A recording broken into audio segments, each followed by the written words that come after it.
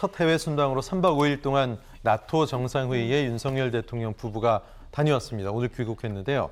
대통령실은 일단 정상외교의 첫 단추를 비교적 잘 끼웠다 이렇게 자평을 했죠. 자, 두 분께서는 좀 총평을 해 주십시오. 송 교수님 어떻게 보셨습니까? 이거 1시간 얘기해야 되는데. 시간이 그렇게 많지 제가 않고요. 국제정치를 전공하다 보니까 예. 윤석열 대통령이 취임한 지 50일 만에 나토를 갔어요. 처음으로 갔잖아요. 예. 한국 대통령이. 물론 지금 미국의 전략에 우리가 이제 들어갈 수밖에 없는 부득이한 측면은 있습니다만 걱정되는 것은 우리가 서방의 어떤 집단 안보 동맹에 거기와 또 아시아를 엮으려고 하는 미국의 그랜드 전략이 있는데 우리가 그 속으로 빨려 들어가면서 뭔가 대응책은 갖고 갔을까? 적어도 지금 이번 나토 회의에서 중국을 새롭게 전략 개념에서 도전으로 규정을 했거든요. 러시아는 적이고요. 그죠? 러시아는 네. 직접적인 위협이고 그러면 우리가 한러 관계가 특별히 나쁘지 않아요. 그런데 러시아의 관계도 문제가 될 수 있고 중국 관계는 그러면 중국이 지금 엄청나게 반발하고 있는데 이 반발을 누구에게 발을 쏘겠습니까? 발길질을 결국에는 중국이 한국에게 할 건데 이 부분에 대해서 우리가 대응을 어떻게 할 것인가를 플랜을 갖고 가셨겠지라고 저는 믿고 싶습니다. 네, 이경 대변인 어떻게 보십니까? 우리가 지금 러시아와 중국을 견제하고 그거 아까 말씀 주신 것처럼 러시아는 위협 단계라고 했는데요.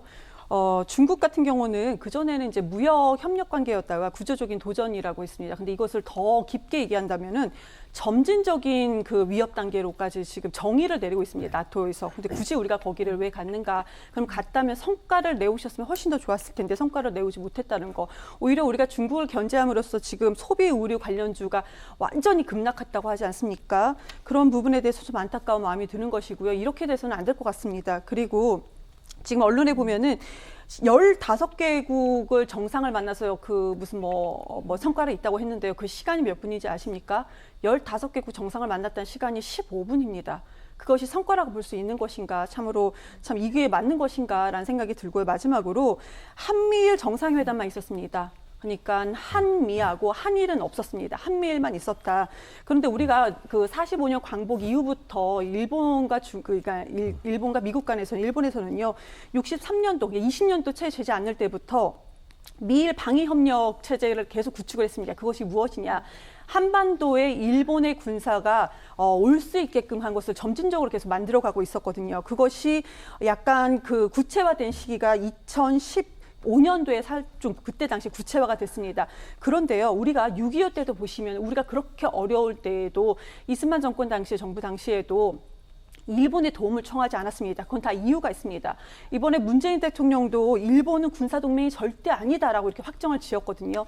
근데 이번에 한미일과 함께 정상회담을 하면서 사진을 찍음으로써 지금 위급시에는 급진적인 위급시 상태에서는 일본의 군사가 우리나라의 한반도에 진입하는 것, 그냥 급진적인 그런 안 좋은 상태는 이제 북한군이 이제 도발했을 때라고 정의를 내리는 것 같고요. 이런 위협까지도 우리가 우려해야 될 상황을 아마 그런 밑그림을 미국과 일본은 그린 것 같은데 윤석열 대통령이 그런 부분까지도 좀 고민을 안 하고 이렇게 정상회담을 한 것은 아닌가 우려가 됩니다. 네, 사실 지금 이번 나토 정상회의 의제나 기조, 이 회담의 성격 이런 것보다는 자극적인 부분들에 언론이 집중을 했고 또 그게 언론상에 훨씬 더 많이 오르내렸죠.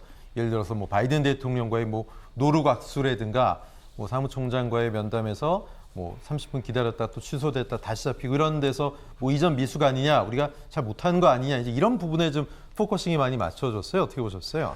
그거는 저희가 일부러 언론에서 포커스를 맞춘다기보다는 정말 굴욕이죠. 그런 일이 일어나서는 안 되는 거죠. 그런 그림이 그려져서는 안 되게끔 이거는 수행팀, 선행팀이 다 가지 않습니까? 이거는 먼저 이런 일이 일어나지 않게 해야 되는데 우리 스페인 국왕 만날 때도 우리 대통령만 좌우가 바뀌지 않았습니까? 그래서 동선이 꼬였어요. 그래서 김건희 여사가 물론 제가 지지는 안 했지만 그래도 우리나라에 영부인 자격은 안 한다고 했지만 그래도 영부인입니다. 영부인 자격으로 그 자리에 갔고요. 근데 그것이 우리나라 국민이 봤을 때는 국격이 상당히 떨어지는 거기 때문에 지지를 하지 않았던 상 안타까운 그런 모습이 그려졌다라는 점에서 좀 안타깝고요. 앞으로는 절대로 이런 일이 없도록 지금 어떻게 대통령실 이제 청와대는 없고 대통령실에서 이 부분에 대해서는 심각하게 앞으로 어떻게 해야 될지 고민을 해야 될 부분이라고 생각을 합니다. 네, 해프닝일까요? 사진도 올라갔다가 눈 감고 있는 사진 때문에 대통령실에서 얘기하니까 다시 바뀌고 그래서 전체적으로 좀 어수선했다 이런 느낌이 들었는데요. 저는 또 이 부분에서는 약간 다른 평가를 할 수밖에 없네요. 네. 이번에 제가 아까 나토를 왜 갔을까, 가서 제대로 된 준비를 하고 갔을까라는 거는 콘텐츠적인 측면을 말씀드린 건데요. 그럼에도 불구하고 이번에 순방에서 뭐랄까 글로벌 네트워크를 좀 만들었다라는 부분은 저는 장기적으로는 작동할 수 있는 여지가 있다라고 생각을 하고, 적어도 아까 우리 뭐 노룩 악수 이거 하면 몇 번씩 보면서 사실 좀 기분은 안 좋더라고요. 네. 우리가 왜 집안에 아버지가 바깥으로 나가서 다른 아버지하고 있는데 조금 뭔가 비판을 받거나 하면 막 속상하잖아요. 근데 저게 노룩이냐 아니냐 이런 얘기 하지만 실제로 어쨌든 우리 대통령이 밝게 웃고 있는데 다른 사람 보면서 악수하고 계속 하고 있는 게 좋아 보이진 않아요. 전 그냥 근데 바이든이 잘못한 거죠. 저는 바이든 대통령이 예. 잘못한 거예요. 개인이 그냥 잘못한 그래서 거죠. 저거는 우리 대통령의 잘못은 아니죠. 그리고 다만 뭐 사진을 나토 뭐 홈피에 눈 감은 사진을 올렸다. 이것도 만약에 나토에서 미리 그게 없이 그냥 눈 감은 사진을 올렸다면 그것도 사실 우리 국익에는 조금 손상이 있는 거라 네. 이거는 외교부나 의전팀에서 좀 문제가 있는 것이죠. 네. 자, 이번 해외 순방 동행한 김건희 여사 또 많이 언론에 집중적인 그런 관심을 받았죠. 민주당 정경태 의원, 초선 의원인데 방송에 나와서 이랬습니다. 영부인 수행을 대체 누가 했는지 밝혀라. 왜 이렇게 강하게 얘기했을까요? 뭐가 많이 마음에 안 들었을까요? 왜 또 며느리가 마음에 안 들면은 뒤꿈치도 마음에 안 든다 뭐 이런 네. 얘기를 하는데 저는 김건희 여사가 그 대선 때 기자회견 하지 않았습니까? 예. 나는 조용한 아내로서의 내조만 하겠다고 했는데 예.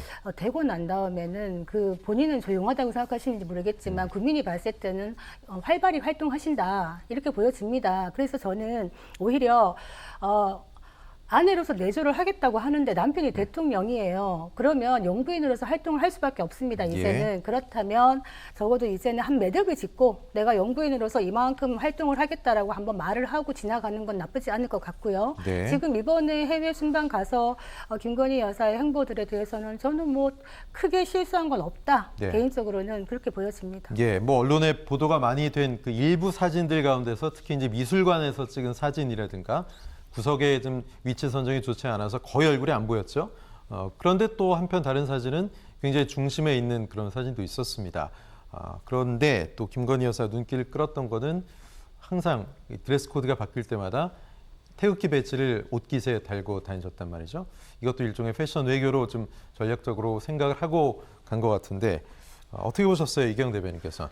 저는 과거에서부터 네. 우리가 우리나라의 옷 한복을 입지 않는 이상 패션 외교라고 왜 우리 언론에서 얘기를 하는지 솔직히 잘 모르겠습니다.